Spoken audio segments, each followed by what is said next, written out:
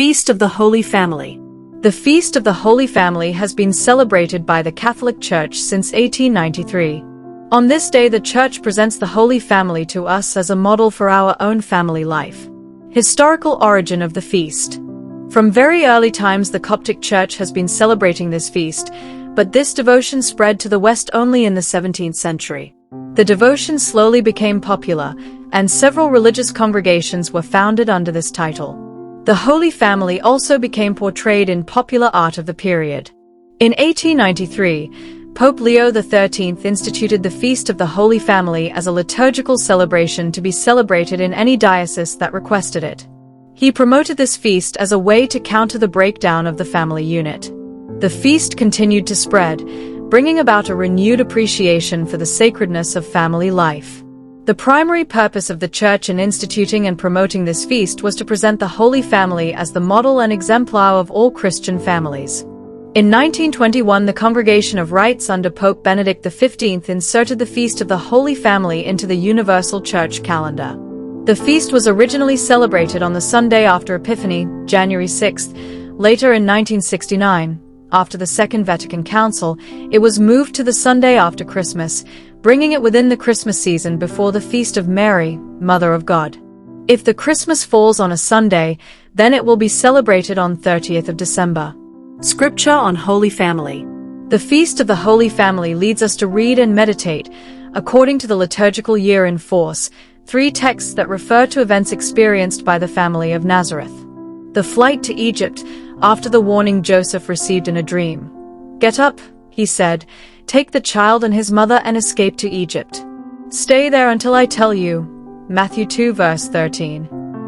The presentation of the Jesus at the temple. When the time came for the purification rites required by the law of Moses, Joseph and Mary took him to Jerusalem to present him to the Lord. Luke 2 verse 22. The recovery of Jesus in the temple. After 3 days they found him in the temple courts, sitting among the teachers. Luke 2 verse 46. Purpose of the feast. The main purpose of the feast is to present the Holy Family as the model for all Christian families. In 1964, while making an apostolic visit to the Holy Land, Pope Paul VI gave a beautiful speech in Nazareth on the Holy Family. This speech is now included in the Office of Readings for the Feast of the Holy Family. He says that the Holy Family of Nazareth is the perfect example and school of all Christian families. To venerate the Holy Family is to learn from their holiness and to discover what the family is, its communion of love, its austere and simple beauty, its sacred and inviolable character.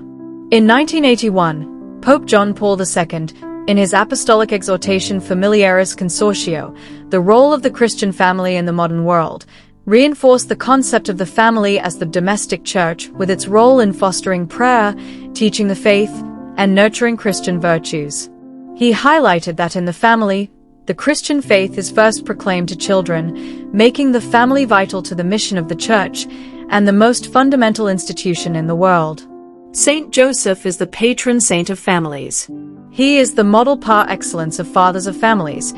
It is he who ensures the protection of Mary and Jesus, who provides for their needs while filling them with his paternal tenderness.